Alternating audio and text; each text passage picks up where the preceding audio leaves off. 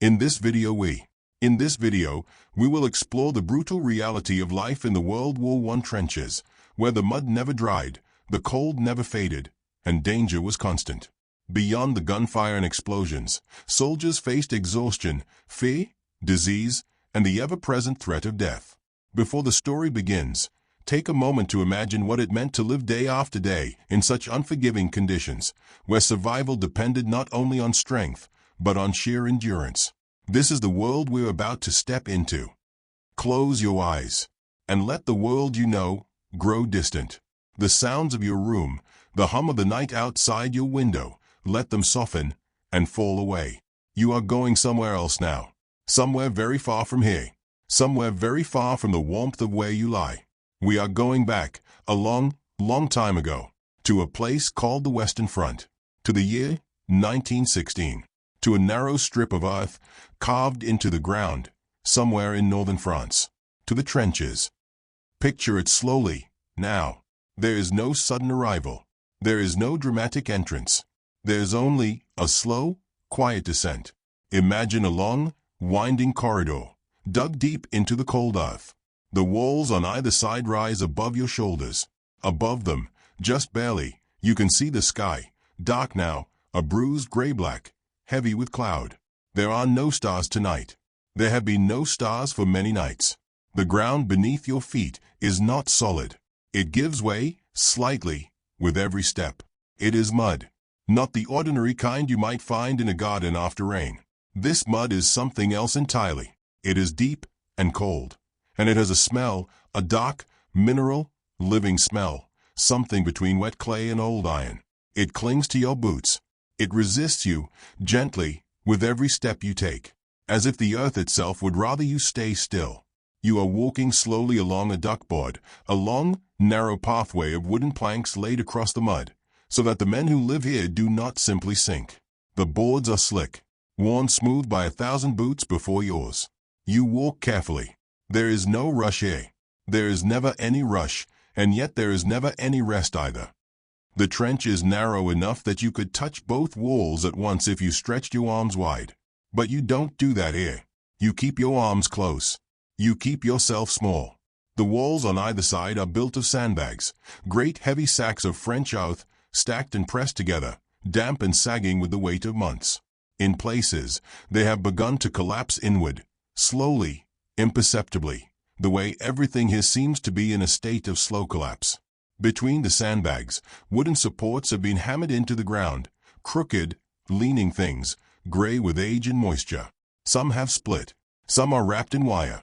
All of them are cold to the touch if you were to press your hand against them, which you would not, because your hands are already cold enough. It is October. You are wearing everything you own. 2 pairs of socks, the outer ones wet, the inner ones merely damp. Thick wool trousers, stiff with dried mud at the knees. A flannel shirt, a woolen vest beneath that. A greatcoat, heavy, long, buttoned to the chin, that has soaked up so much water and mud over so many weeks that it no longer quite feels like fabric. It feels like earth, like the trench itself has grown around you. And still, you are cold. The cold here is a particular kind. It is not the bright, sharp cold of a frosty morning at home. It is a slow cold, a damp cold, a cold that seeps in from all sides at once, from the ground through your boots, from the air against your face, from the wet walls of the trench that seem to breathe their chill outward like a slow exhale. It has been raining for 11 days. Not hard, not a storm, just rain. Steady, quiet, relentless, indifferent rain. The kind of rain that doesn't announce itself. The kind that simply continues. You round a gentle bend in the trench and enter a wider section, a bay, they call it, where several men are sitting or standing in the dimness. Some are sleeping. One sits against the forward wall with his knees drawn up to his chest, his helmet tipped forward over his eyes, his greatcoat pulled tight. His breathing is slow and even. He is somewhere else entirely. 2 others sit side by side on the firing step, a low ledge of earth cut into the forward wall, not speaking, not looking at one another. Simply present, enduring. A 4th man is doing something with his hands in the near darkness. He is picking at the seam of his tunic, slowly, methodically, looking for lice. He finds one. He pinches it between his fingernails. He moves on to the next seam. He does not look up as you pass. Find a place along the wall and settle in. There is always room. There is never comfort, but there is always room. You press your back against the sandbags and feel their cold, heavy resistance behind you. The ground beneath you is a wooden board, barely raised above the mud below. You can hear the mud, faintly, in the quiet, a soft, wet breathing sound, as though the earth beneath the boards is alive and slowly shifting. It is not unpleasant, that sound. After a while, nothing here is quite unpleasant in the way you might expect. It simply is. The smell is the thing that new men always remark upon. It is impossible to describe to someone who has not been here, but we can try. There is the mud smell, that deep, ancient, mineral scent of disturbed earth that has been churned and turned and soaked until it has given up all its secrets. Beneath that, wood smoke, drifting in thin threads from somewhere further back in the line where a small fire is burning in a brazier, carefully shielded from view. And beneath that, the smell of men, of wet wool and unwashed skin, and the particular sharp tang of fierce sweat, which is different from ordinary sweat, older, somehow, more honest. And beneath all of that, something else. Something you stop noticing after the first week. The men who have been here longer do not notice it at all. The night is quiet now. This is important to understand about the trenches. They are not always loud. People imagine them as constant noise, constant shelling, constant rifle fire, constant chaos. And there are days like that. There are hours like that. But there are also long stretches, especially at night, especially in the small hours, of something very close to silence. Not true silence. True silence does not exist here, but a kind of working silence. A silence of waiting, somewhere far to the north, so far that it is only a murmur, a low dull concussion of sound. Artillery is firing. You can feel it, faintly, more than you can hear it, a trembling in the ground, a slight pressure change in the air, like a distant heartbeat.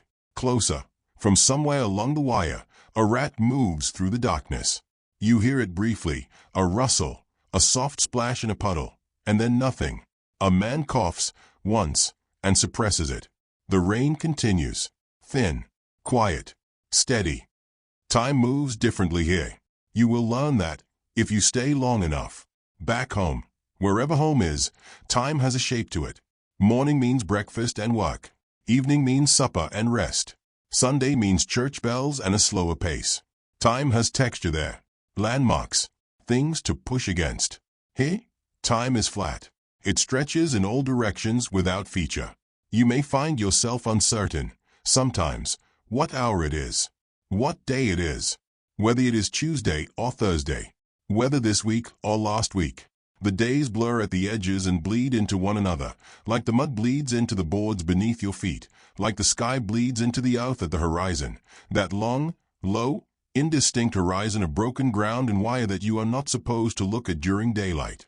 But it is night now, and so the horizon does not exist. There is only the trench, and the men in it, and the rain. The man beside you shifts his weight. He is somewhere in his mid-20s, though he looks older tonight. They all look older at night. In the daytime there is movement, occupation, the business of surviving, and that keeps a man's face from settling too deeply into itself. But at night, when there is nothing to do but sit and wait and try not to think too loudly, the face finds its true expression. His is tired. Not the tired of a man who needs sleep, though he needs that too. It is the tired of a man who has been carrying something heavy for a very long time and cannot remember, quite, what it was like before the weight. He pulls his greatcoat tighter and tucks his chin down into the collar. He closes his eyes. He does not sleep. Not yet. But he closes his eyes, and that is something. You look down at your hands. They are extraordinary things. Hands, when you really look at them. Yours are dirty, the nails dark with ingrained mud that no amount of water seems to shift anymore. The knuckles are chapped, reddened, a little cracked at the joints from the constant wet and cold. There is a small cut on the side of your right index finger, barely worth noting, that has refused to heal for 2 weeks now. Nothing heals quickly here. The damp gets into everything, into wounds, into wood, into wool, into the mortar between the sandbags, into the spirits of men. You curl your fingers slowly. Uncurl them. They ache, faintly, with the cold. You press them together between your thighs for warmth. Somewhere behind you, further back in the communication trench, there is a sound. Soft at first, then closer. Footsteps on the duckboards. More than one set.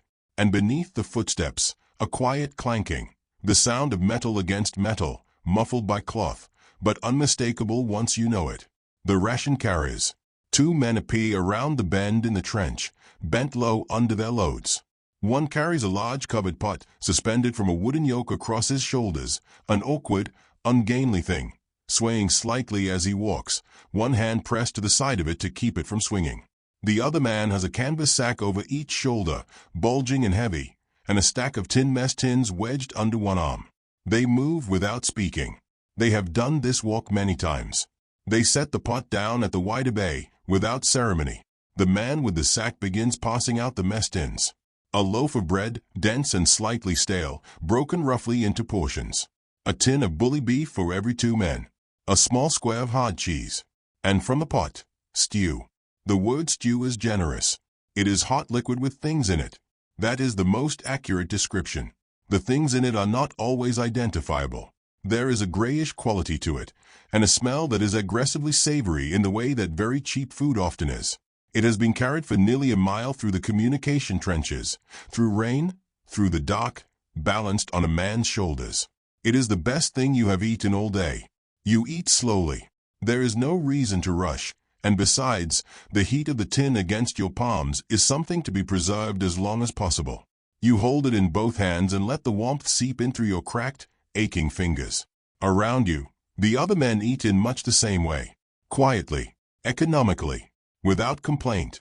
Complaint requires energy, and energy is something that must be rationed here as carefully as everything else.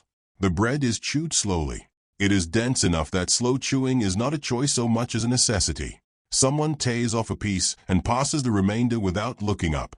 Someone else tilts his mess tin to catch the last of the stew, angling it carefully, getting every drop.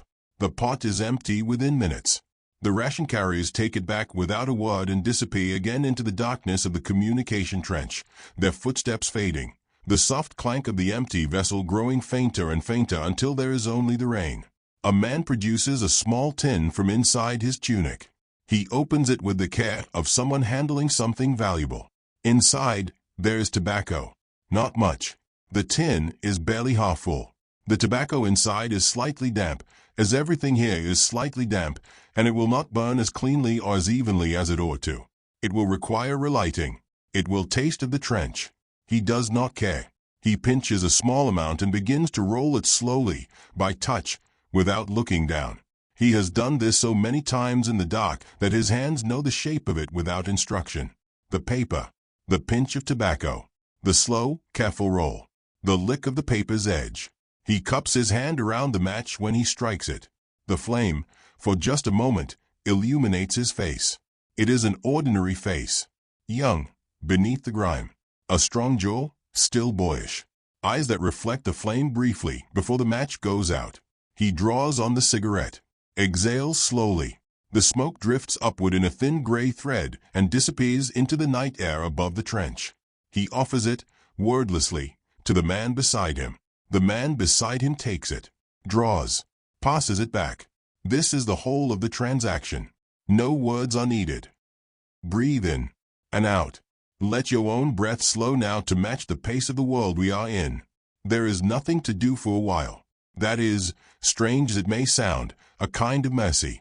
The men who have not been chosen for sentry duty tonight can simply be.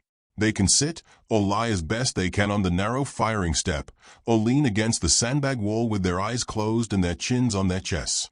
Sleep, real sleep, is a complicated thing here. The ground is too cold and too wet for a man to lie down in comfort. The firing step is narrow, barely wide enough for a man's body, and even then only if he curls somewhat, drawing his knees up, pressing himself against the forward wall like a man trying to make himself smaller than he is. Some men sleep sitting up. After enough nights here, the body learns to take what is offered. It does not ask for more. The sentry is standing at the fire step further along the bay. He has been there for 2 hours and will stand there for 2 more. His job, in the simplest terms, is to watch, to stand on the raised step, to peer over the edge of the parapet, that low wall of packed earth and sandbags that forms the front face of the trench, and to watch the darkness of no man's land. He does not do this carelessly. A man who peers carelessly over the parapet does not do so twice. He watches through the small gap between two sandbags, his head low, his eyes moving slowly across the broken ground that lies between this trench and the German lines. No man's land. The name is honest. No one lives there. No one belongs there. It is a space that belongs to neither side and therefore to nothing. A strip of destroyed earth perhaps 200 yards wide in this section of the line, churned and broken and strung with wire, pockmarked with shell craters filled with black water, studded with things it is better not to look at too closely in the daylight. At night, you cannot see any of that. At night it is simply darkness. And the sentry watches the darkness. And the darkness gives nothing back. His eyes are tired. The eyes grow tired, here, in a way that goes beyond ordinary fatigue. It is the strain of watching for something that is mostly not there, of keeping the attention pointed outward, alert, through hours of nothing. The brain wants to rest. The brain has been wanting to rest for weeks. But the brain cannot rest, not entirely, not while the eyes are open and aimed at the dark. And so a man learns, here, the art of a particular kind of wakefulness. Awake enough, alert enough, but with some small part of himself, some quiet interior room, closed off, and resting. It is not sleep, but it is the closest thing to it that the night allows. The rain has softened further. It is barely rain now. It is more of a presence than a precipitation, a dampness in the air that you feel against your face when you turn toward the open sky above the trench. A reminder, a continuation. The artillery to the north has quietened. The trench breathes. Somewhere, distantly, a dog barks, once, twice, and then stops. Whether it is behind your lines or the enemy's, it is impossible to tell. Sound travels strangely here, at night, across the flat broken ground. You do not think about whose dog it is. You simply hear it. And then it is gone. It begins without warning, as most things here do. One moment there is darkness, the simple, complete darkness of a clouded night above the trench. And then, from somewhere out in no man's land, a soft thump. A small, distant pop of sound, barely louder than a cork drawn from a bottle. And then, light. A flare. It rises slowly, far more slowly than you might expect, climbing in a long, graceful arc above the broken ground, trailing a thin thread of smoke behind it. It reaches its apex and hangs there, swaying very slightly as it descends on its small parachute, burning white and cold and brilliant against the black sky. Everything stops. Every man in the trench becomes absolutely still. This is the rule. This is the instinct. This is the thing that has been drilled into every man who has spent more than a week in the line. When a flag goes up, you do not move. You become part of the wall, part of the mud, part of the earth itself. Because out there, in the darkness on the other side of the wire, there may be eyes. And eyes watching for movement. For perhaps 30 seconds, the world is illuminated. It is a strange, shadowless light, bright and flat and merciless. The kind of light that shows everything exactly as it is, with no softness, no warmth, no charity. Above the parapet, if you were to raise your eyes very slowly, very carefully, which you do not, you would see no man's land laid out in that cold white glow. It is not what you would call a landscape. It is what a landscape becomes after 2 years of war have passed across it. The ground is broken into low, rolling humps and hollows, as though the earth itself has been kneaded and thrown down carelessly. Shell craters, dozens of them, overlapping, edges blurred by rain, each one holding its own small pool of black water that catches the flare light and throws it back in cold, flat gleams. The wire is everywhere. It lies in long, tangled skeins across the ground, rusted to a dark reddish-brown, sagging between its wooden posts in loops and coils, catching the light along its bobs in brief, sharp points of brightness. Between the craters, the ground is bare. Nothing grows here. Nothing has grown here for a long time. The flare reaches the ground. The light goes out. Darkness returns, complete, sudden, absolute. Deeper, somehow, than it was before, the way darkness always seems deeper after brightness. The men in the trench exhale, very quietly, and resume their stillness. The sentry, who has not moved throughout, watches the darkness return to where the light was. He blinks. His eyes adjust. He watches. No one speaks about the flay. There is nothing to say. It was not their flay. It revealed nothing. No attack came. No alarm was raised. It was simply a flay. One of 100 that will arc over this ground before the night is done, up and down the line in both directions. Each one a brief cold interrogation of the darkness that the darkness always passes. The war asking the night, is anyone there? And the night, as always, keeping its own counsel. Further back, in a dugout cut into the rear wall of the trench, a candle is burning. Follow it. Move toward that small, warm, wavering point of light. The dugout is not large. It has been dug into the earth at roughly shoulder height, a low, rectangular space, perhaps 8 feet wide and 6 feet deep, shored up with rough timber and corrugated iron. The ceiling is low enough that a tall man must stoop. The walls are earth, close and dark, with the occasional pale root protruding where it has been cut through in the digging. It smells of candle wax and damp wood, and the particular close smell of a small space that many men have occupied for a long time. There is a wooden crate serving as a table. On the crate, the candle, a stub, perhaps 2 inches remaining, planted in its own dried pool of wax. Beside it, a tin mug of tea, long since cold, a ring of tannin forming at the waterline. And beside that, a man. He is sitting on an ammunition box, leaning forward, elbows on the crate. In front of him, a sheet of paper. In his hand, a pencil. He has been staring at the paper for a while. Not because he does not know what to say. He knows, more or less, what he wants to say. But there is a gap, and there is always a gap, every man who writes from here encounters it, between what he wants to say and what can be said. What can be said is limited. The censor will read this letter. Some officer somewhere will hold it up to the light and decide what may pass and what must be crossed out in heavy black ink. The names of places cannot be written. The names of the dead must be handled carefully. The truth of what a day here looks, smells, sounds, feels like, that cannot be written either. Not because the censor would cross it out, necessarily, but because the words do not exist. Or rather, the words exist, but the page is too small to hold them. And the person reading the letter, sitting in a kitchen somewhere, or a parlor, or beside a fire, that person would not be able to hold them either. So he writes what can be written. He writes, "Dear Mother." He pauses. He looks at the candle flame. It leans, very slightly, in a draught from somewhere, from a gap in the corrugated iron, perhaps, or from the entrance of the dugout, where the oilskin curtain does not quite meet the frame.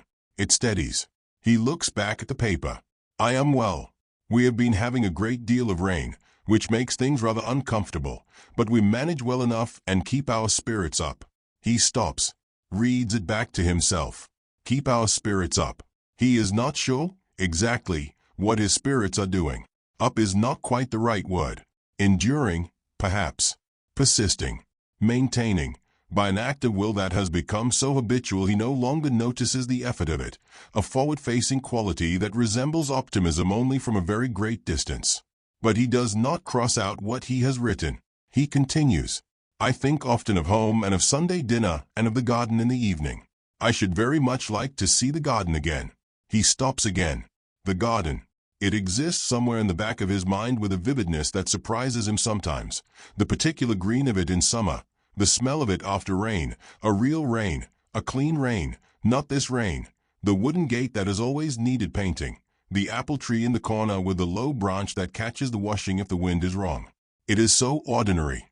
It is the most extraordinary thing he knows. He presses on. Please do not worry. I am eating well enough and sleeping when I can. Give my love to Father and to Margaret and tell her I received her parcel and the socks fit perfectly. She will be glad to know the socks fit perfectly.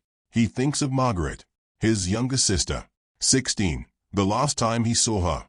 She would be 17 now, nearly 18. He tries to picture her face and finds that the edges of it have softened slightly in his memory. The precise color of her eyes, the exact sound of her laugh when something catches her off guard. He is afraid, sometimes, that he is forgetting the details. He holds on to what he can. Your loving son. He signs his name.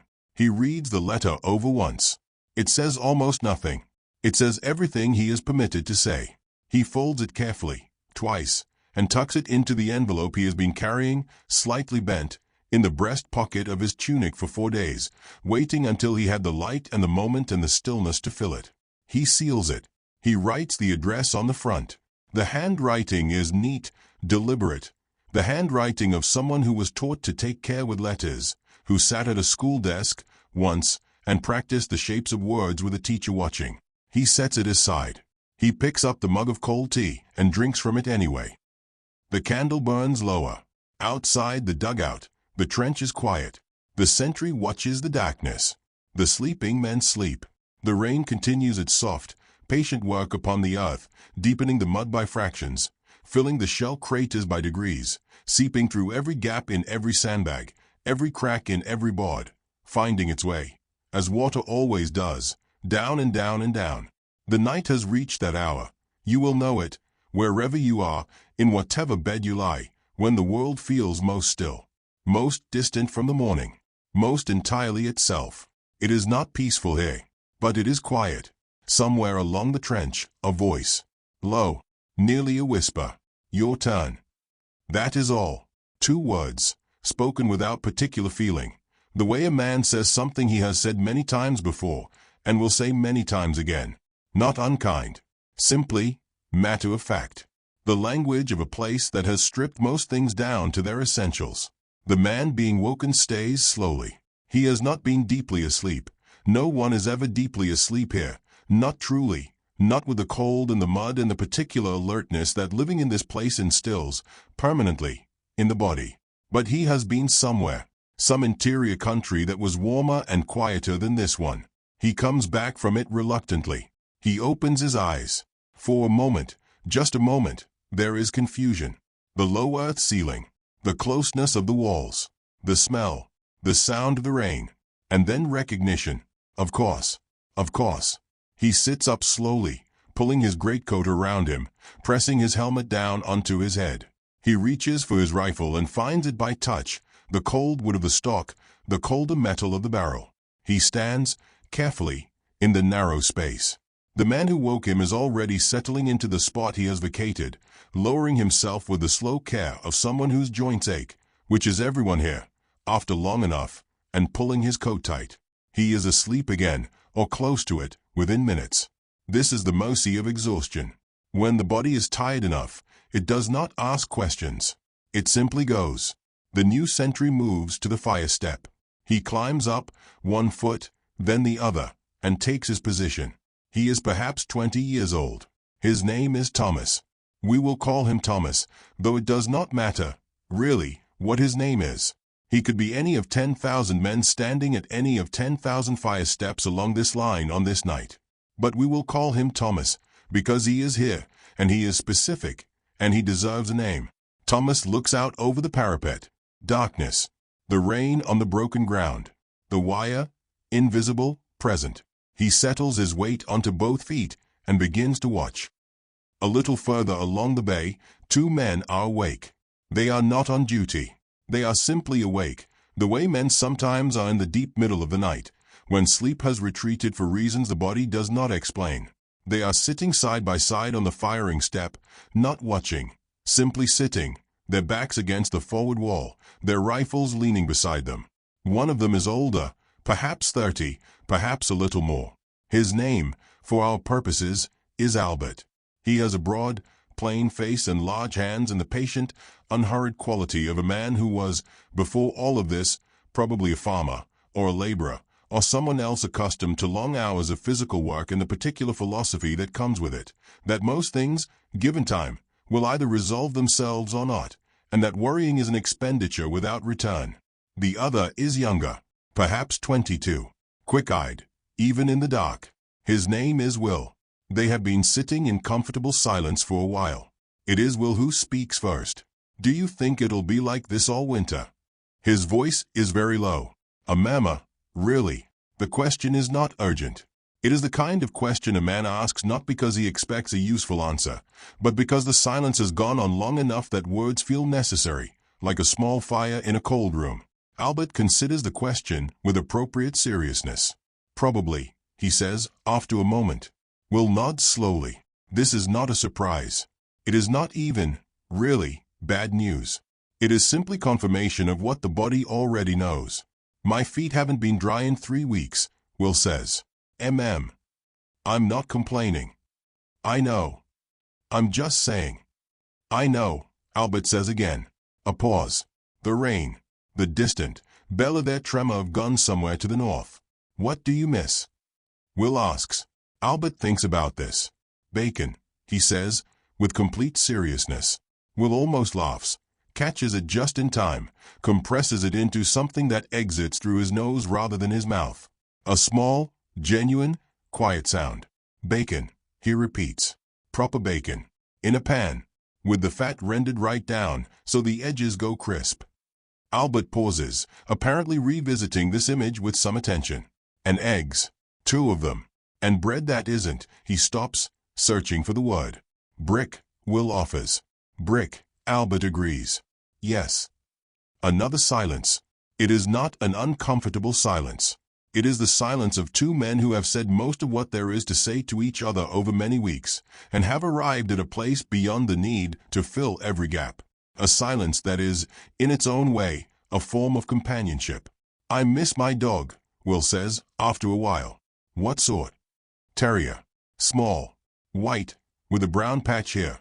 He touches his own face, just below the left eye, without quite thinking about it. Cold Pip. Good name.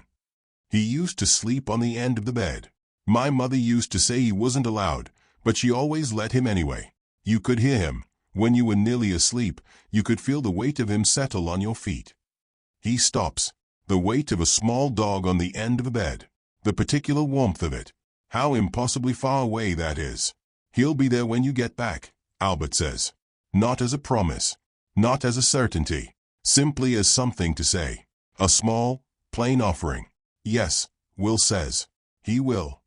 He says it the way a man says something he has decided to believe, which is a different thing from knowing, but which serves, in the absence of knowing, well enough. They sit with that for a while. The candle in the dugout has burned to its last quarter-inch now. Its light barely reaches the entrance, just a faint warm glow against the darkness of the trench, like a coal at the end of a fire, the last of something. Thomas, at the fire step, watches the darkness. The rain comes down. The mud receives it. The boards creak, very softly, as the weight of the wet earth shifts fractionally against them. My sister is getting married, Will says. In the spring, she says. If things are, he pauses. If things allow. To the fellow from Coventry. Yes. Is he a good man? Will thinks about this. He's decent enough, he says. He makes her laugh. He pauses. That's something, isn't it? That's probably the main thing. Probably, Albert agrees. She wants me to be there. He doesn't say anything else after that. He doesn't need to. Albert doesn't say anything either. There are some things that have no useful response. Some things that simply need to be said into the air, to exist for a moment outside the body, and then be absorbed by the night and the rain and the particular patient silence of this place that has absorbed so many things. Will closes his eyes. Not sleeping. Just closing them. Albert looks at the far wall of the trench. Thomas watches the dark, the last of the candle gutters, and goes out. The dugout is dark now, the same darkness as everything else, and the trench is lit only by whatever faint, diffuse grayness the clouded sky permits, which is very little. But a man's eyes, given long enough, find what light there is. There's always a little. There's always just enough to see the shape of the man beside you. The outline of his shoulder. The angle of his helmet brim. The slow rise and fall of his breathing. That is enough. That has always been enough. Let your own eyes be closed now. Let the voices of Albert and Will grow soft and distant, the way voices do at the edge of sleep, present still, but no longer requiring anything of you. Just there. Just human. Just the sound of 2 men being alive together in the dark. Let the rain be the last thing you hear. Soft. Steady. Patient. Asking nothing. Offering nothing. Simply falling. Simply falling. There is an hour, in the very depths of the night, that belongs to no one. Not to the living and not to the dead. Not to the dark and not yet to the light. An hour that exists in the space between one thing and another, when the world holds its breath and even the guns, sometimes, go quiet. This is that hour. The rain has eased. It has not stopped. It does not stop. Not entirely. Not this week. But it has thinned to something barely perceptible, a mist more than a rain, a presence in the air that you feel on your face as a faint coolness rather than hearing as any particular sound. The trench is very still. Thomas has been replaced at the fire step by another man, whose name we do not know, whose face in the darkness is indistinct. He watches. He breathes. His breath mists faintly in the cold air before him, a small ghost that forms and vanishes, with the slow rhythm of his body doing its quiet work of keeping him alive. Will is asleep now. Finally, properly asleep, tilted slightly against Albert's shoulder, his helmet crooked, his mouth barely open, his breathing the long, even breathing of a man who has gone somewhere else entirely and will not return until he is called. Albert has not moved. He is not quite asleep and not quite awake. He exists in the in-between, that narrow country between consciousness and sleep where the mind is still present but no longer pressing, where thoughts arrive and depart without urgency, like boats on a slow river. He is thinking, perhaps, of nothing in particular, or perhaps of everything, all at once, very quietly. The cold has deepened. This is the coldest hour, the hour just before the light, when the temperature drops its final degrees and the damp air settles into the bones with a thorough, patient intensity. Your toes, inside the 2 pairs of socks, are numb. Not painfully so. Simply absent. You have learned not to think about your toes. There is nothing to be done about them. They will be there in the morning. They will ache when the warmth, such as it is, returns. For now, you tuck your chin deeper into your collar and let the cold be what it is. Somewhere down the line, a voice speaks. Low, firm, carrying just far enough. Stand to. The word moves along the trench like a quiet current, passed from man to man, bay to bay, in low voices that do not rise above the level of the night. Stand to, stand to, stand to. And the men who are sleeping wake, and the men who are half waking come fully awake, and every man reaches for his rifle and rises to his feet with the slow, stiff, aching movement of bodies that have been cold and still for too long. There is no complaint. There is no urgency. There is only the doing of the thing, because the thing must be done, because it has been done every morning since the trenches were dug, and will be done every morning until they are gone. Stand to. Every man at the fire step. Every man with his rifle. Every man watching the darkness to the east, where, if you look carefully enough, if you know what you are looking for, you can see, or think you can see, the very first, faintest suggestion of a difference. Not light, yet. Not anything you could call light. Just the darkness becoming slightly less absolute. The way a room feels different when someone has opened a door very far away. They stand. Will, who was deeply asleep 30 seconds ago, is now upright, rifle at his side, his eyes adjusting, his mind, with the practiced speed of a man who has done this many times, moving from sleep to a kind of wakefulness in moments. Albert stands beside him. Thomas, who came off the fire step 2 hours ago and slept, is back again. They stand in a line, these men, along the forward wall of the trench, each one separated from the next by a few feet, each one looking forward, over the parapet, into the gray dark world that lies between them and the wire. It is a strange thing. Stand to. It is tense, yes, because this is when it would happen, if it were going to happen, and everyone knows it. And the knowledge sits in the back of the mind like a stone in a boot, always present, impossible to ignore entirely. But it is also something else. Something harder to name. There is a quality to this moment. All these men, standing together in the half-dark, watching the same horizon, breathing the same cold air, that is almost like prayer. Not religious, necessarily, but something with that quality of gathered attention, of a group of human beings turning their faces in the same direction and waiting together for the same thing, for the light. It comes slowly, as it always does, as it has always done, since long before there were men here to watch it, since long before there were trenches, or wire, or mud, or war. The light does not hurry for any of this. It comes in its own time, at its own pace, with its own complete indifference to what it will find when it arrives. First, just a grayness, a general, diffuse grayness to the east, the sky separating, very gradually, from the earth. The horizon becoming visible not because anything is illuminated, but because the darkness is stratifying, thickening at the ground and thinning above, the way sediment settles in still water. Then, slowly, shapes. The wire emerges first, those long, dark, tangled lines becoming visible against the slightly lighter ground beyond them.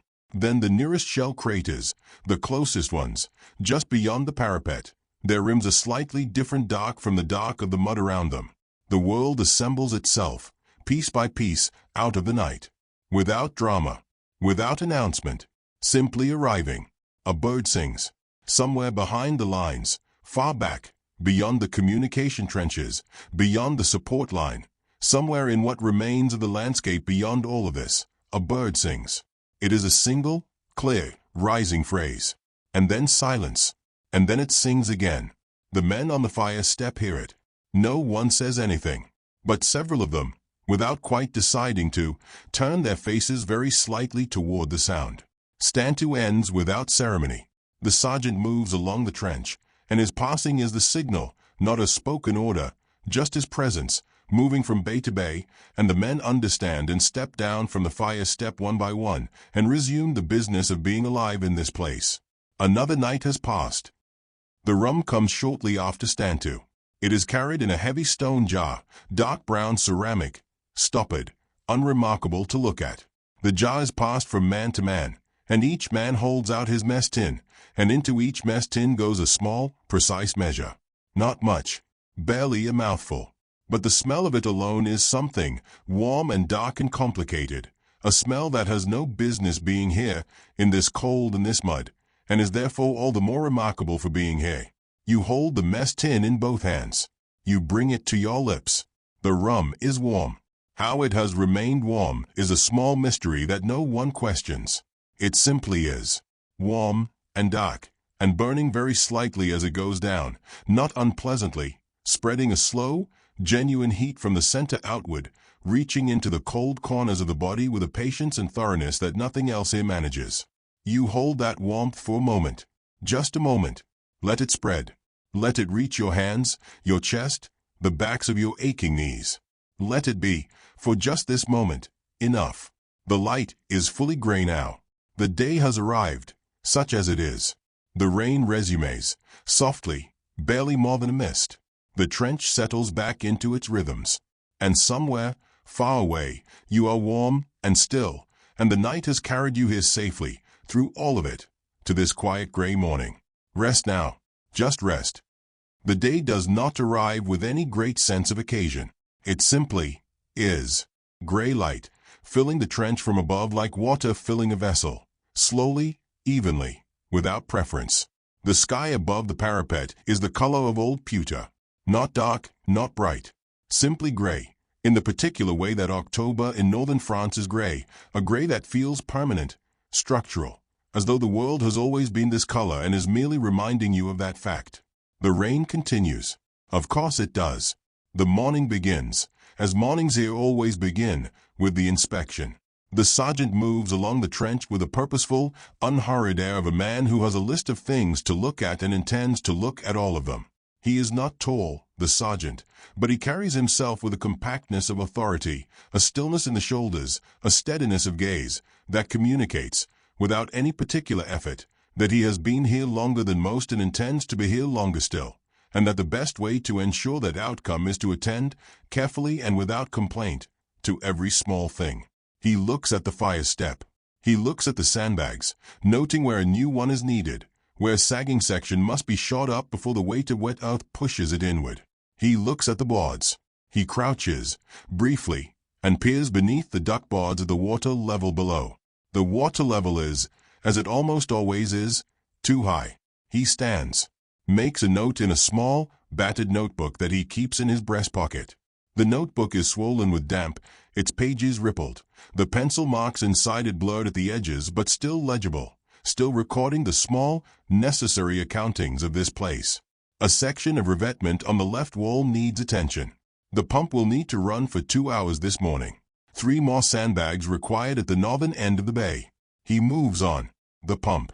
It is a hand pump, A simple thing, iron handle, rubber hose running down through the boards into the water that accumulates perpetually beneath the trench.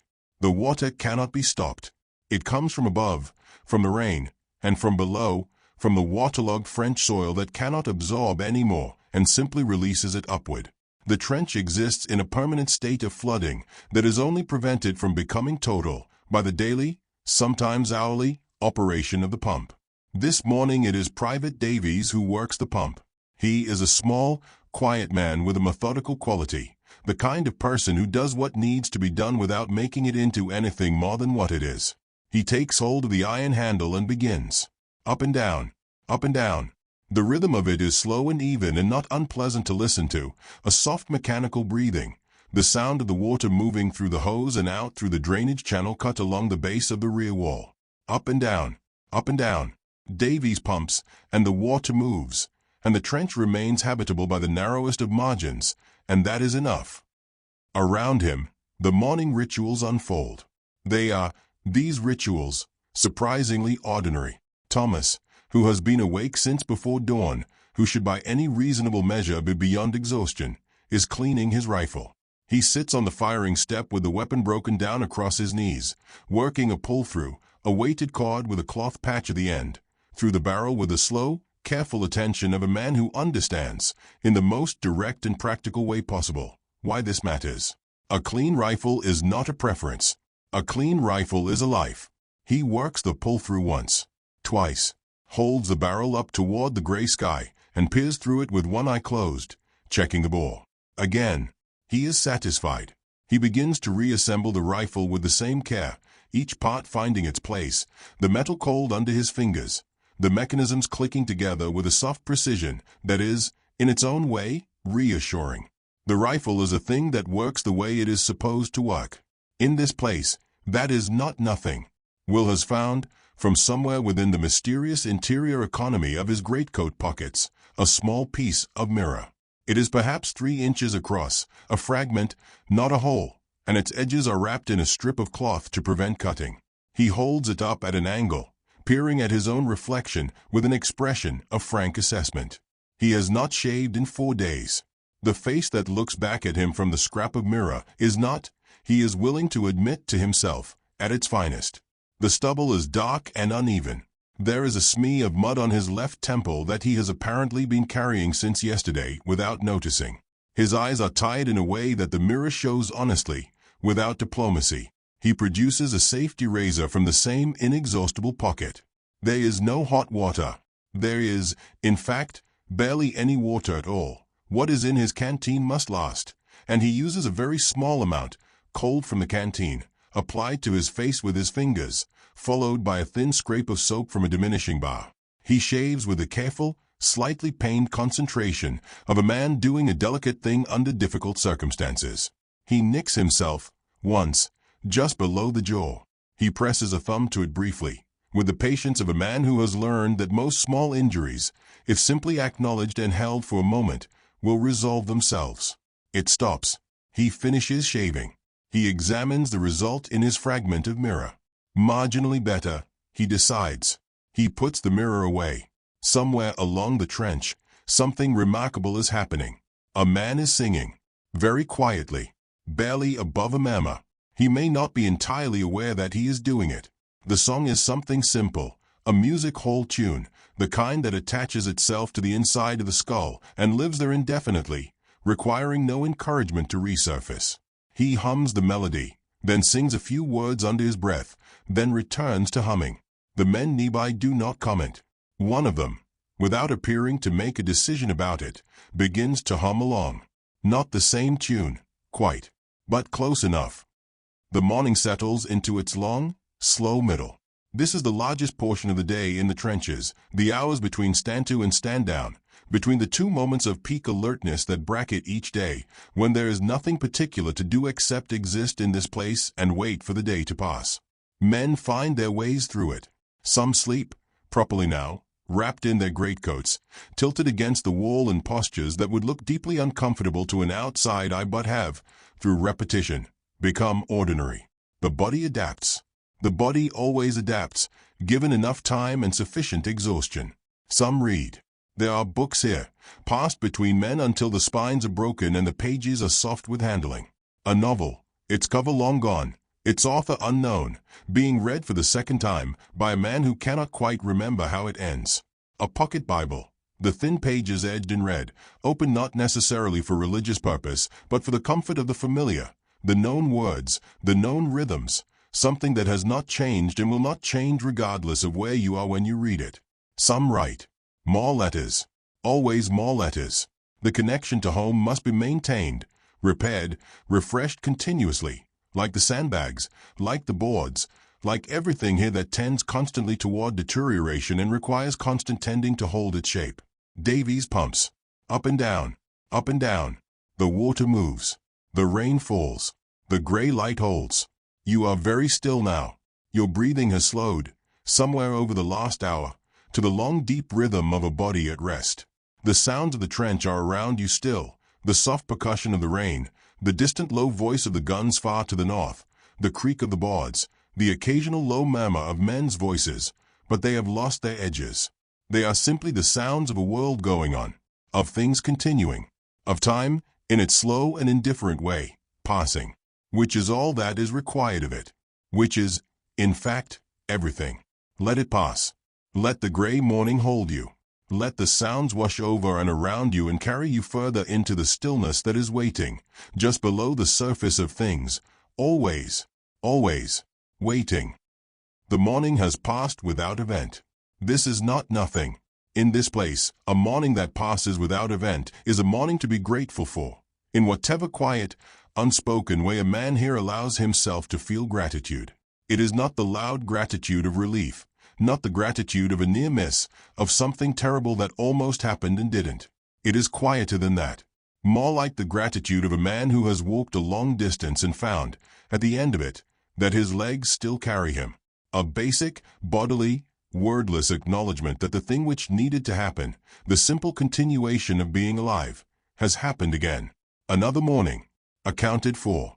The midday ration arrives in much the same way as the evening one, the familiar soft clanking, the careful footsteps on the boards, the two men bent under their loads making their way along the communication trench and into the line. Today it is stew again. It is always, more or less, stew. The variations are subtle, sometimes thicker, sometimes thinner, sometimes with a stronger presence of potato, sometimes with barely any potato at all, as though the potato has heard something alarming and made itself scarce. The bully beef is a constant. The bread is a constant. The tea, strong, dark, with a slight metallic quality from the container it has been carried in, is a constant. The men receive their portions without ceremony. They eat. Today someone has produced, from the depths of a kit bag, a small tin of condensed milk. It makes its way along the group, each man tilting a thin thread of it into his tea, watching it dissolve, or not quite dissolve, curling instead in pale ribbons through the dark liquid, with the focused attention of a man appreciating something rare. The tin is empty by the time it reaches the end of the line. The last man tilts it all the way, presses his thumb over the hole to get what remains, and licks his thumb with complete unself-consciousness. The tin is passed back. It will be kept. Everything here is kept. Nothing is thrown away that might conceivably serve another purpose. This is not thrift, exactly. It is something more instinctive than thrift, the animal understanding that in a place of scarcity, objects have a value that extends beyond their obvious use, that an empty tin can become a cup or candle holder or small container for the scraps of wire and buttons and miscellaneous metal that accumulate in every man's pockets like sediment. The men finish eating. The quiet resumes. In the early afternoon, the sergeant organizes a working party. 6 men. Shovels. A wheelbarrow that has seen better decades, its wheel wobbling on its axle with each revolution, requiring a firm hand to keep it tracking straight along the narrow boards. The task is the revetment, the section of the left wall that the sergeant noted in his battered notebook this morning, where the sandbags have begun to collapse inward under the weight of the wet earth behind them. If it is not shot up, it will continue to collapse. If it continues to collapse, the wall will fail. A failed wall is a crisis. A crisis requires energy. Energy is not something to be spent on crises that could have been prevented by an afternoon's work. So, 6 men, shovels, a wobbling wheelbarrow, and an afternoon. Albert is among them. He takes a shovel with the easy familiarity of a man for whom a shovel is an old acquaintance, which it is, because Albert was, before all of this, a farmer's son from Shropshire, and he has held a shovel for as long as he can remember, in fields that smelled of turned earth and rain and the particular clean scent of growing things. This earth smells of nothing so clean, but the motion is the same. He drives the blade in, twists, lifts, deposits. Drives the blade in, twists, lifts, deposits. The rhythm of it settles into his body the way old rhythms do, not requiring thought, simply running, like water finding its level, like breath, like the heartbeat that continues without instruction. Around him the other men work with the same quiet competence. No one talks much. The work is not complicated. It does not require discussion. What is needed is clear. The method is clear. The only variable is time. How long it takes. How many hours of this steady, rhythmic effort before the wall is sound again. The shovels move. The wheelbarrow makes its wobbling journeys. New sandbags, rough Hessian, heavy with damp earth, are manhandled into place, pressed down, settled. The wooden supports are driven deeper, checked, adjusted. Slowly, the wall takes shape again. There is a satisfaction to this work that is difficult to account for, given everything. But it is there. The satisfaction of a thing that was broken being made less broken, of effort that produces a visible result, a wall standing where a wall was falling, a line held where a line was giving way, in a place where so much is beyond any individual man's control, where the large movements of the wall are decided by people and forces entirely remote from this particular length of mud and timber. The repair of this particular wall is something. It is within reach. It can be done. It has been done. Albert straightens and looks at the section of wall they have rebuilt. He presses his palm against a new sandbag. It is solid. He nods slightly, to no one in particular, and picks up his shovel again. Will walks beside him, filling the wheelbarrow for its next journey. He has found a rhythm too, not Albert's rhythm exactly, but something compatible with it. The way two people walking together find a pace that works for both without needing to negotiate it. The shovels rise and fall in a loose alternation, each completing its arc while the other is mid-swing, so that the sound of them is not a single beat but a gentle, overlapping double beat. Soft, regular, almost like a clock, almost like something you could fall asleep to, if you let yourself. The afternoon moves as afternoons they always do, slowly, and with a gray, heavy patience, as though time itself has taken on some of the properties of the mud and is moving through the hours with effort rather than ease. The working party finishes. The men set down their shovels. Hands are rubbed on thighs to get some feeling back into them. Backs are stretched, slow, careful arching. The sound of joints making quiet commentary on the morning's labor. The wall is sound. The sergeant inspects it, presses his own palm against the sandbags, as Albert did, with the same instinctive gesture of testing. He nods. The nod is the entirety of the acknowledgement. It is enough. The light is changing now, imperceptibly, and yet, there. The gray of the sky is deepening at the edges, shifting from the flat, even gray of midday to something with a little more blue in it, a little more weight. The afternoon is progressing. The day is doing what days they always do, which is to move, however slowly, toward its ending, toward the evening ration, toward stand-to, toward the night, always toward the night. But that is still hours away. For now there is only this, the gray light, the soft rain, the trench in its afternoon quiet. Men sitting or half-lying in their accustomed spots. The pump at its slow rhythm. The distant guns at their low, barely audible murmur, so constant now as to have become a kind of silence of their own. Your breathing has deepened. Your hands are still. The sounds of this place have become, by now, as familiar as the sounds of your own room. The particular creak, the particular drip, the particular quality of quiet that belongs to this and nowhere else. Let them hold you. Let the afternoon hold you. Let the gray, patient, unhurried passage of time carry you gently, deeper, and deeper still, into the soft and quiet place where the day finally, mercifully, lets go. The afternoon has grown very still. The working party is done. The shovels are stacked. The wobbling wheelbarrow stands against the rear wall of the trench, its usefulness discharged for today, resting in the particular way that objects rest, without awareness of resting, without relief or tiredness, simply present and still in the way that only objects can be. Most of the men are sitting. A few are lying down, on the firing step or on makeshift arrangements of kit and coat, in the careful, practiced way they have learned to fit their bodies into the narrow geometries available to them. The light has that quality, the particular heavy, amberless gray of a late October afternoon, that makes the eyes want to close. Not from darkness, but from a kind of fullness, as though the grayness has reached its maximum density and can hold nothing more, and the eyes, sympathetic, decide they have seen enough for now and would like, briefly, to be somewhere else. Albert is the somewhere else. He is not asleep, not quite, but he has gone inside. His eyes are open, barely, and what they see is the trench wall, the familiar dark surface of the sandbags, the thin line of gray sky above. But what he is seeing, behind that, or through it, or instead of it, the way you sometimes see, in the moment before sleep, images that have nothing to do with the room you are in, is something else entirely. He is seeing a kitchen. His mother's kitchen, specifically. It is a small room with a low ceiling and a flagstone floor and a range along the left wall that was, in his memory, always either lit or recently extinguished, so that the room always carried a faint warmth and a faint smell of coal smoke regardless of the season. The walls are whitewashed.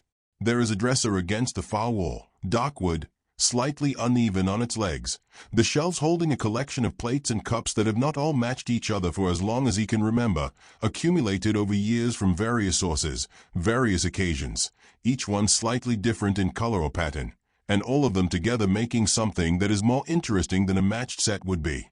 On the range, something is cooking. He cannot see what it is. He can only smell it. And the smell is something slow-cooked.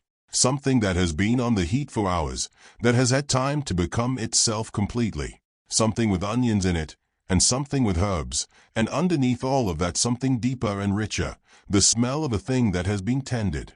He breathes it in his mind, with the full deliberate attention of a man who knows he is imagining and has decided to imagine as completely as he can, for as long as it lasts.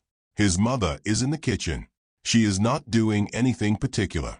She is simply there, moving between the range and the table with the quiet efficiency of a woman who has performed these movements so many thousands of times that they require no thought, only the body going where the body knows to go. She does not look up. She does not speak. She is simply present. And that presence, that simple, ordinary, utterly unremarkable fact of her being in the kitchen, going about the kitchen's business, is, in this moment, in this trench, in this mud, in this war, the most beautiful thing Albert can imagine. He stays with it for as long as it holds. It holds for perhaps 30 seconds. And then the present reasserts itself. The cold against his back, the sound of the rain, the weight of his rifle against his leg, and the kitchen recedes, slowly, like a tide going out. He blinks. He looks at the sandbag wall. He is back. But something of the kitchen remains, a residue, a warmth, the ghost of the smell of something slow-cooked on a range. He carries it forward into the afternoon, carefully, the way you carry something fragile. The light fails gradually, and then faster, and then all at once, the way light always fails in autumn, as though the day has been making up its mind all afternoon and has finally, with the decisiveness that comes from having deliberated long enough, simply gone. The gray darkens. The shapes of the trench become outlines, and then the outlines soften. And then there are no outlines, only the close darkness of the walls and the slightly less dark of the sky above and the familiar, absolute geography of a place you now know by touch as well as sight.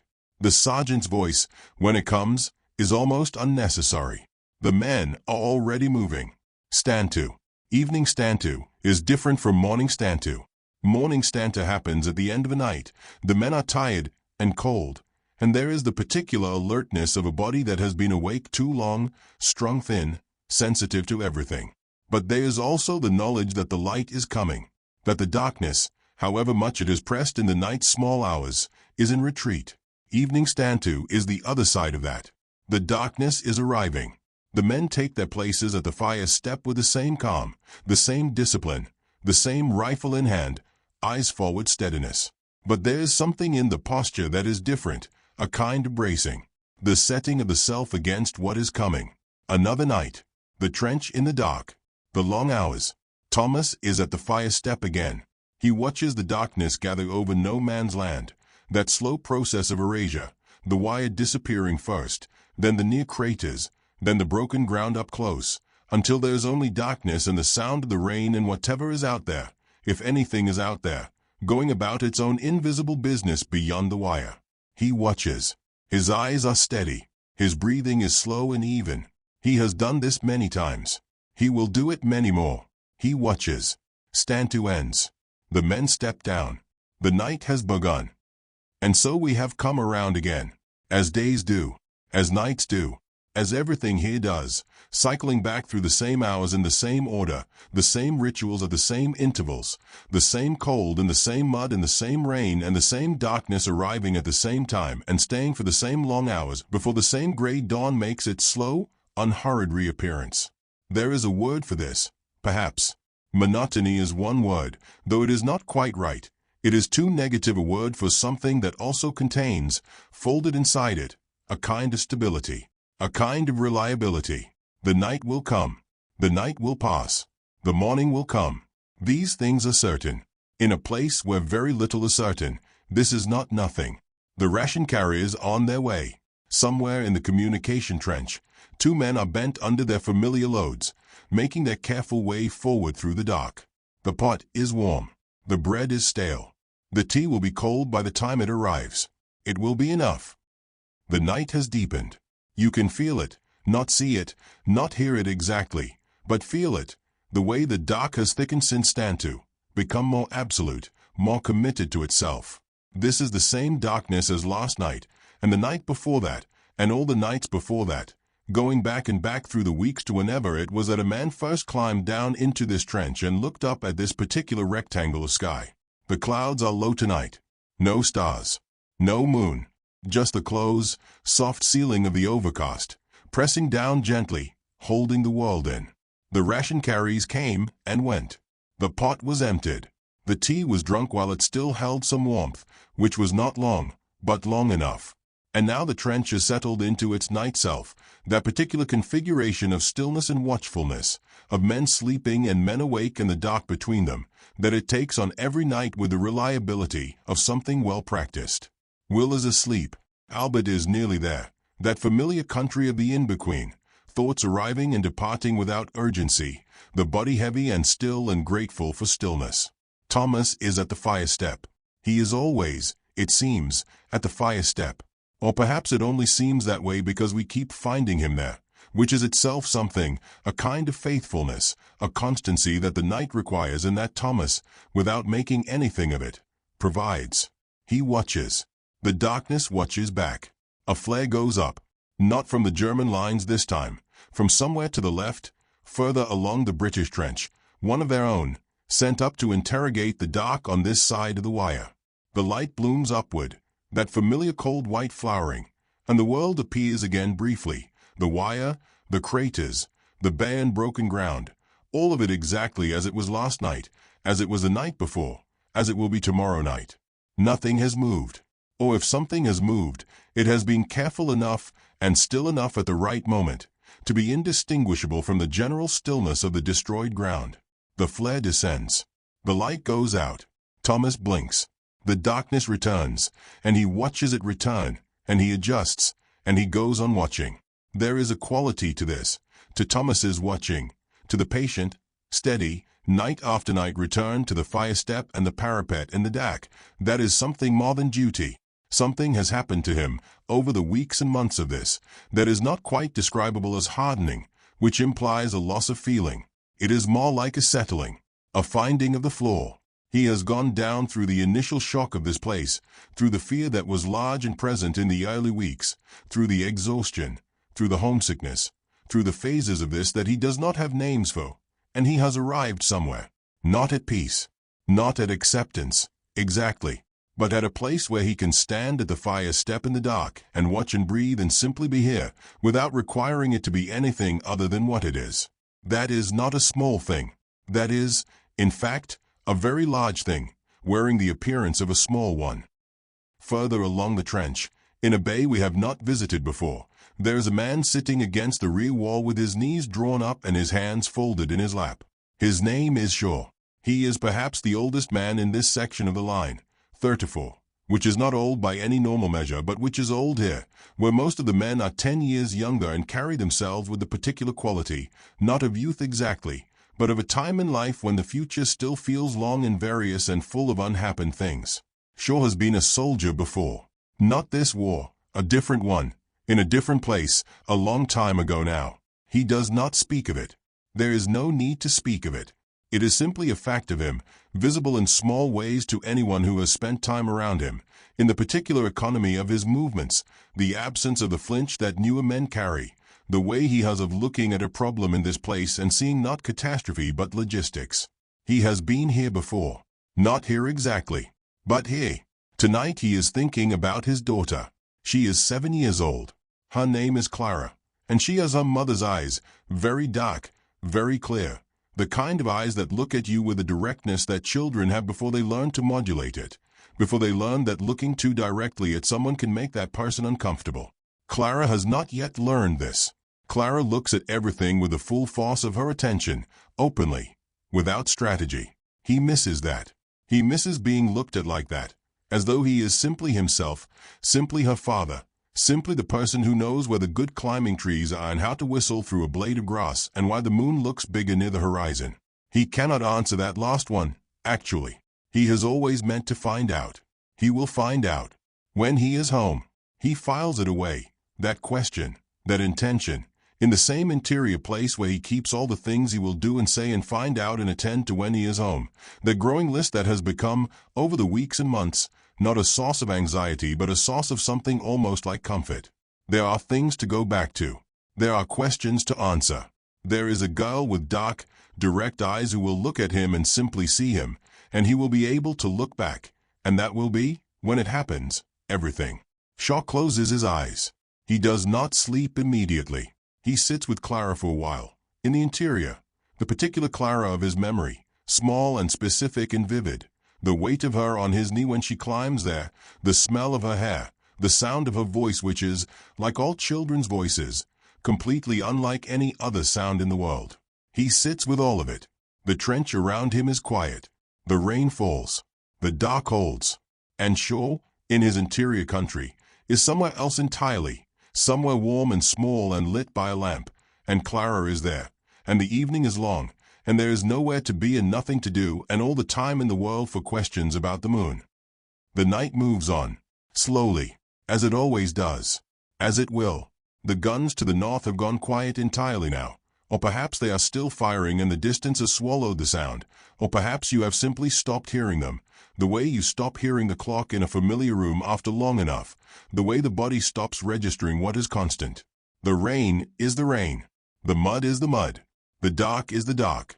And somewhere in it, men are sleeping, dreaming, perhaps, of kitchens and dogs and sisters' weddings and daughters with direct eyes and gardens with apple trees and the particular green of an English field on a summer morning that seems, from here, almost impossibly vivid, almost impossibly real, almost too beautiful to have been ordinary, which it was, which it absolutely was, which is perhaps why it was beautiful. The ordinary things, the unremarkable days, the Tuesday mornings and the Sunday evenings and the nothing in particular afternoons that passed without note because there was no reason then to note them, no reason then to press them into memory like flowers pressed between the pages of a book, and which are pressed there now, nonetheless. All of it there, all of it waiting. Let yourself go now. You have been here long enough. You have seen enough of this place, enough of its mud and its cold and its gray and its dark, to know that it is real, that the men in it are real, that what they carry is real and what they hope for is real and what waits for them, somewhere beyond the wire and the mud and the long gray miles between here and home, is real. It is all real, and it is all, for now, at rest. The trench is breathing. Slowly, evenly. You are breathing with it. Slowly, evenly. Let the dark hold you. Let the rain be the last sound. Soft, and soft, and soft. There are hours in the night that have no name. Not midnight, which is a named thing, a moment, a threshold, a word that carries weight. Not the small hours, which is what people call the time between midnight and dawn, The hours that feel small because the world has contracted around them, because everything unnecessary has been stripped away, and only the essential remains. These hours are past even that. These are the hours that exist in the deepest fold of the night, when even time seems to have tired of itself and slowed nearly to stopping. When the darkness is not dramatic, when the cold is not acute, when everything simply is. The trench is in these hours now. Thomas has been replaced at the fire step by a man we have not met, and will not properly, not by name. He is simply there, a shape at the parapet, a pair of eyes in the dark.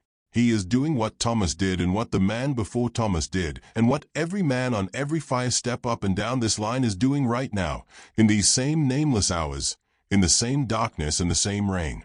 Watching, breathing, being present. Will has not moved in a long time.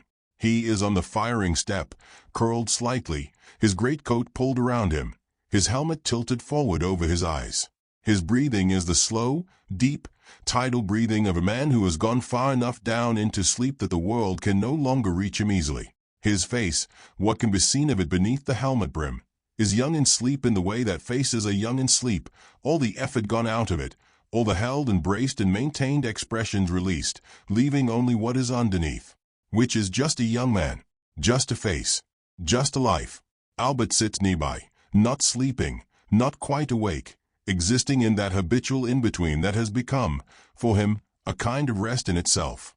He is thinking of nothing in particular, or perhaps of everything, very quietly, at low volume, the way a river sounds from a distance, its individual notes indistinguishable, only the general movement of water perceptible. Shaw has slept. His chin is on his chest.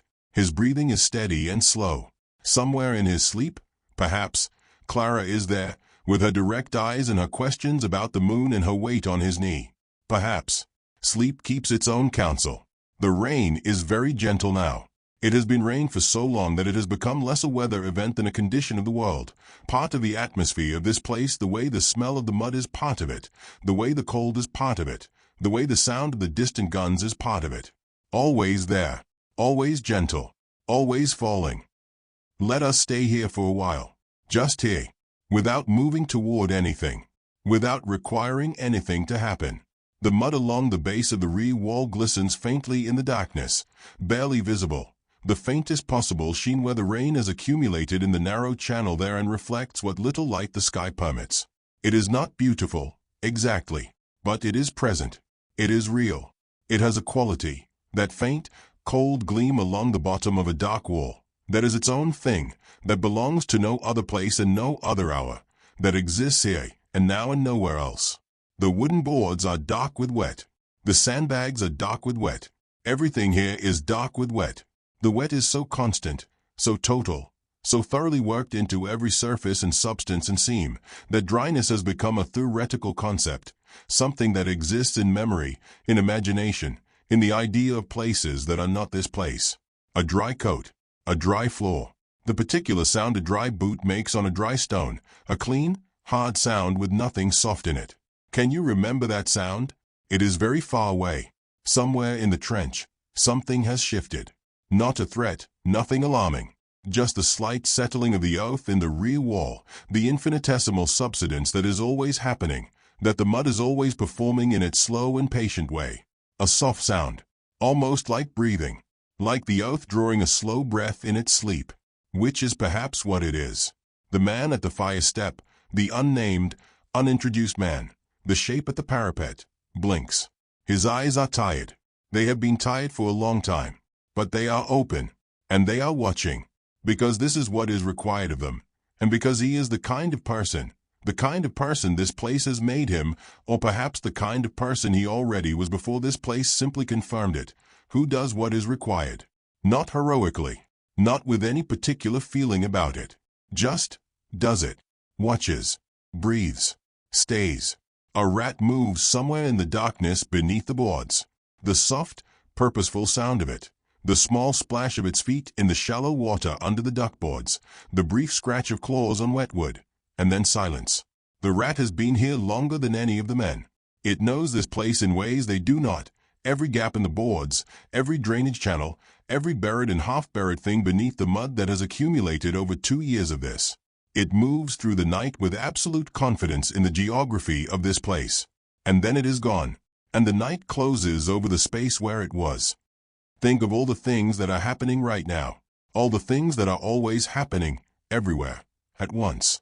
In a farmhouse somewhere behind the lines, a French woman is lying awake listening to the guns and thinking thoughts that have no words for them, only the sound of the guns and the dark ceiling above her bed and the slow, complicated work of existing in the middle of something enormous.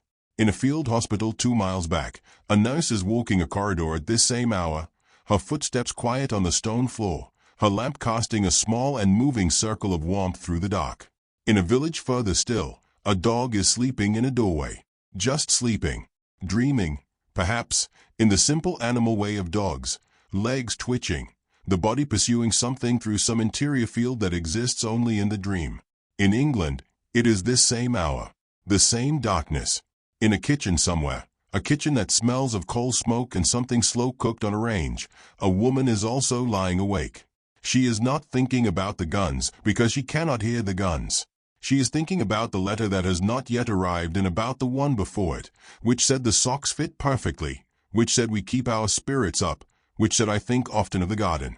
She is thinking about the garden too. They are thinking about the same garden at the same time and do not know it. And the garden exists between them like a bridge made entirely of thought, crossing all the mud and the wire and the miles and the dark. It holds. In a house in Shropshire, very late, a 7-year-old girl is asleep. She is sleeping the deep, untroubled sleep of a child who has not yet learned that sleep can be otherwise, the sleep of someone for whom the world is still, fundamentally, safe. Her eyes are closed. She is dreaming. Perhaps she is dreaming of her father. Perhaps he is there, in the dream, in the particular way that people are present in dreams, not quite themselves and entirely themselves at once. Perhaps he is answering her question about the moon. Let all of that be true. Let all of it be happening, all at once. The nurse in her corridor, the dog in the doorway, the woman by the unlighted range, the girl in her sleep, and here, this trench, these men, this mud, this rain, this dark. All of it part of the same enormous, breathing, continuing world. All of it held. Time has passed. More than you know, perhaps. The night has moved forward in its slow, reliable way, and the hours that had no name have been replaced by hours that begin, barely, to have the quality of lateness, the quality that announces itself not in light, not yet, but in a certain heaviness, a fullness, as though the night has accumulated to its maximum and is now, by infinitely slow degrees, beginning to release. The cold has reached its deepest point. Not worse than before, just complete, thorough. Having finished its work of getting into everything, it now simply holds. Steady, patient, waiting, as everything here waits, for whatever comes next. Will stays in his sleep, not waking, just the small adjustments of a sleeping body reasserting itself, shifting slightly against the discomfort of the step beneath him, pulling the greatcoat more tightly around without opening his eyes. A murmur, wordless, and then stillness again, and then the slow, deep breathing resuming. He is somewhere very far away, somewhere warm. Good. Albert has found sleep at last. It came quietly, the way it sometimes does, not a decision, not a surrender, but a simple absence of the moment before. One moment he was in the in-between, the river sound of thoughts at low volume, and then he was not, and the thoughts were not, and there was only the sleep, which is also a kind of country, a kind of elsewhere, a place the body goes when the body has finally earned it. He is there now. Let him stay. Shaw has not moved. Clara is there, still, in whatever country sleep provides for those who need her most tonight. Thomas, who came off the fire step an hour ago, who should by all rights have been asleep the moment he sat down, who has earned sleep more thoroughly than anyone here tonight. Thomas is almost there. His eyes are closed. His breathing has slowed. He is at the edge of it, at that particular, beautiful, unrepeatable moment that happens every night and is never the same twice and cannot be held or revisited, only passed through, in one direction only, from the world into the not-world, from the waking into the sleeping, from the here into the elsewhere. He is at that edge. And now, he steps off. The trench breathes. The men breathe. The rain falls. The dark holds. The man at the fire step is the last one awake. He has been awake the longest. He will be awake a little longer still. He stands at the parapet in the deepest, stillest, most absolute dark of the night. The dark just before the dark begins to change. The dark that is entirely itself before it starts to become something else. And he watches. His eyes move slowly across the ground between the wire and the German parapet. Slowly. Without urgency. Without fear. Exactly. Or with fear so long domesticated that it has become simply a kind of attention, a kind of heightened presence, no longer distinct from the watching itself. He watches. Nothing moves. The wire is still. The craters hold their black water still. The broken ground lies still under the rain that falls still and has fallen still all night and will go on falling. Still, past this watch and past the next one and past Stantu and past the morning and through the long gray day to come. Still. Still. Everything still. He does not know that we are here. He does not know that we have been watching him, watching all of them, through this long night, following them through the mud and the cold and the dark and the small, particular, irreplaceable moments of their lives carried forward into this trench from the lives they had before, and the lives they are still, stubbornly, quietly, holding open the possibility of having again. He does not know. He simply watches, and breathes, and stays. We will leave him here, at his watch, doing what he does. We will not wait for his relief, though it will come, as it always comes, as everything here comes in its time. We will not wait for Stantu, or for the gray dawn assembling itself again out of the darkness, or for the rum, or for another day of mud and cold and gray and waiting. We know those things happen. We know the days continue. We know Thomas will sleep and will wake and Albert will rise slowly and Shaw will send his letter and the pump will run and the working parties will go out and the nights will come and the nights will pass and somewhere in all of it, in the slow turning of these weeks and months, there is a road back. There is always a road back. It may be long. It is long. But it is there. Rest now. You have walked these boards and breathed this air and sat with these men through the long dark hours of this night. And you know this place now in the way that you know a place when you have been present in it, not just visited, not just read about, but been there, been cold there, been still there. Let the sounds of it become your sounds and the dark of it become your dark. You carry something of it with you. Not the mud, not the cold, but the men. Will, asleep against a sandbag wall, dreaming of a dog on the end of a bed. Albert, at last in his sleep, returned, if sleep allows it, to a kitchen in Shropshire, to the smell of something good on the range, to a mother moving between the table and the heat without looking up. Shaw and Clara, and the question about the moon that will one day be answered. Thomas stepped off the edge of wakefulness at last, carried down into the dark on the slow tide of his own exhausted breath. And the man at the fire step, still watching, still there, keeping his watch over all of them, over the trench, over the night. The rain falls. The mud receives it. The boards breathe under the slight, slow pressure of settling earth. Far to the north, at the very edge of perception, so faint it could be imagined, the guns. Or perhaps not. Perhaps it is just the night, just the world, at rest. Just the sound of everything continuing in the way that everything continues, quietly, and without drama, and with the deep, unhurried patience of things that have been going on for a long time and will go on for longer still. You are very still now.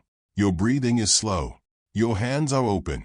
The sounds around you, whatever sounds surround you in the room where you are, in the bed where you lie, are the sounds of your world, your particular world, your warm and ordinary and irreplaceable world. Let them be there. Let them go on. You do not need to attend to them. You do not need to attend to anything. The night is doing what the night does. The world is doing what the world does. And you are here, and still, and held, and going, gently, and gently, and gently, down. Sleep well.